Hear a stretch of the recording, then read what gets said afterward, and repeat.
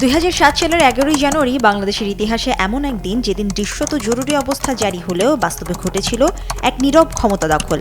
তখন ক্ষমতায় ছিল বিএনপি নেতৃত্বাধীন 4 দলীয় জোট সরকার। নির্বাচনকে কেন্দ্র করে রাজনৈতিক উত্তেজনা, সহিংসতা এবং অনিশ্চয়তার সুযোগ নিয়ে দেশের উপর চাপিয়ে দেওয়া হয় তথাকথিত সেনা সমর্থিত তত্ত্বাবধায়ক সরকার। রাষ্ট্রপতি ইয়াজউদ্দিন আহমেদকে সরিয়ে আনা হয় ডক্টর ফখরুদ্দিন আহমেদকে। বাইরে বলা হয়েছিল দেশকে বাঁচাতে এই ব্যবস্থা, কিন্তু সময় যত গড়িয়েছে ততই স্পষ্ট হয়েছে এটি ছিল নির্বাচিত রাজনীতিকে দুর্বল করে নিয়ন্ত্রিত শাসন ব্যবস্থা প্রতিষ্ঠার একটি সুপরিকল্পিত অপারেশন। 1/11 পরবর্তী 2 বছর ছিল ভয়, নিয়ন্ত্রণ, মিডিয়া ট্রায়াল এবং রাজনৈতিক নিধনের সময়। দেশের প্রধান 2 রাজনৈতিক দলকে অকার্যকর করে দিতে চালু করা হয় বহুল আলোচিত -2 ফর্মুলা। উদ্দেশ্য ছিল পরিষ্কার, শেখ হাসিনা এবং খালেদা জিয়াকে রাজনীতির বাইরে সরিয়ে দিয়ে এমন একটি নতুন রাজনীতি প্রতিষ্ঠা করা যেখানে জনগণের ভোটের চেয়ে বেশি গুরুত্বপূর্ণ হবে বিদেশি সমর্থন আর নিয়ন্ত্রিত ক্ষমতার কাঠামো।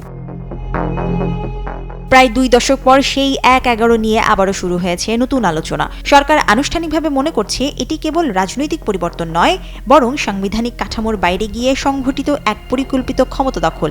আন্তর্জাতিক অপরাধ ট্রাইব্যুনালে এই সংক্রান্ত মামলা প্রস্তুতির খবরও সামনে এসেছে। তদন্ত সংশ্লিষ্টদের দাবি, রিমান্ডে জিজ্ঞাসাবাদে উঠে এসেছে ভয়ঙ্কর সব তথ্য। তদন্তকারীদের ভাষ্যমতে পুরো ঘটনার মূল 3 কুশীলবের নামের শুরু ম অক্ষর দিয়ে: মঈন, মতি, মাহফুজ। সাবেক সেনাপ্রধান মইনুল আহমেদ ছিলেন সামরিক অংশের মুখ্য ব্যক্তি, আর দেশের প্রভাবশালী 2 সম্পাদক মতিউর রহমান এবং মাহফুজ আনাম ছিলেন তথাকথিত সুশীল সমাজ ও সামরিক শক্তির মধ্যে সেতু বন্ধনকারী। অভিযোগ উঠেছে শুধু সংবাদ প্রকাশ নয়, তারা সক্রিয়ভাবে রাজনৈতিক বাস্তবতা তৈরির কাজেও যুক্ত ছিলেন। রিমান্ডে জিজ্ঞাসাবাদ করা সাবেক সেনা কর্মকর্তা লেফটেন্যান্ট জেনারেল অবসরপ্রাপ্ত মাসুদ উদ্দিন চৌধুরী তদন্তকারীদের বলেছেন 1/11 ছিল দীর্ঘদিনের পরিকল্পনার ফল। দেশের একটি প্রভাবশালী সুশীল গোষ্ঠী আন্তর্জাতিক মহলের সমর্থন নিয়ে বাংলাদেশে দীর্ঘমেয়াদী অনির্বাচিত শাসন ব্যবস্থা প্রতিষ্ঠা করতে চেয়েছিল।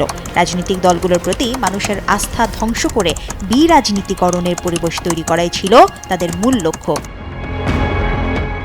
তার দাবি অনুযায়ী 2006 সালের শুরু থেকে দেশের প্রভাবশালী কিছু গণমাধ্যম পরিকল্পিতভাবে নির্বাচিত সরকারের বিরুদ্ধে প্রচারণা শুরু করে। সংবাদ সম্পাদকীয়, টকশো, বিশ্লেষণ সব জায়গায় একটাই বার্তা প্রতিষ্ঠা করা হচ্ছিল: রাজনীতিবিদরা ব্যর্থ, দেশ চালাতে দরকার বিকল্প শক্তি। এনজিও, সুশীল সমাজ, গোল টেবিল বৈঠক, যোগ্য প্রার্থী খোঁজার নাটক সব মিলিয়ে জনমনে তৈরি করা হয় রাজনীতি বিরোধী মনোভাব। তদন্তে আরও উঠে এসেছে প্রথম আলো এবং ডেইলি স্টার শুধু পর্যবেক্ষকের ভূমিকায় ছিল না, বরং তারা ছিল পুরো প্রকল্পের প্রচারযন্ত্র। সে সময় গণমাধ্যমের একটি অংশ ডিজিএফআই এর অঘোষিত মুখপাত্রে পরিণত হয়েছিল। বিএনপি নেতাদের গ্রেপ্তার, রিমান্ড, নির্যাতনের মানবাধিকার প্রশ্নকে আড়াল করে দুর্নীতি বিরোধী অভিযান হিসেবে উপস্থাপন করা হয়।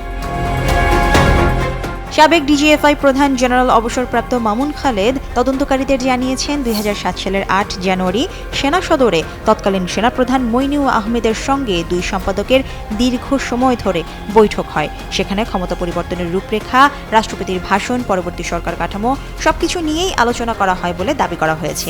এমনকি বঙ্গভবনে পাঠ করা ভাষণের খসড়াও সুশীল সমাজ ঘনিষ্ঠ মহল তৈরি করেছিল বলে তদন্তে উঠে এসেছে।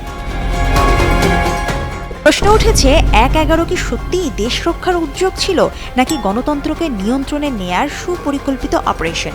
বাংলাদেশের রাজনীতিতে 1/11 এমন এক অধ্যায় যেখানে বন্দুক, গোয়েন্দা সংস্থা, সুশীল সমাজ আর গণমাধ্যম সবকিছু মিলে তৈরি হয়েছিল এক অদৃশ্য ক্ষমতার বলয়। News desk, Daily Sun.